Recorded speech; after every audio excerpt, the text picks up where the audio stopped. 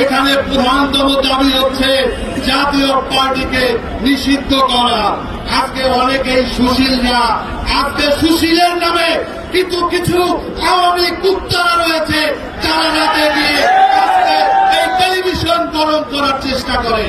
এগুলোর চেহারা আমাদের মুখস্থ, এদেরকে রাজপথে তাদেরকে মোকাবেলা করা হবে। বন্ধুরা আমার, আজকে কেন জাতীয় পার্টিকে নিষিদ্ধ আমরা চাই তা পরিষ্কার। এই আওয়ামী লীগকে যে কারণে নিষিদ্ধ চাই, সেই একই কারণে আজকে আমরা জাতীয় পার্টিকে নিষিদ্ধ চাই। আমরা 14 দলকে নিষিদ্ধ চাই। আপনাদের মনে আছে এই আনিসুল ইসলাম মাহমুদ পানি মন্ত্রী ছিল খুনি হাসিনার সরকারে।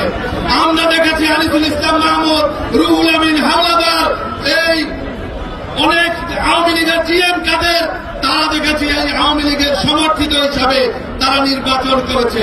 তারা সরকারেও ছিল, তারা বিরোধী দলেও ছিল। এই কারণে তাদেরকে নিষিদ্ধ করতে হবে।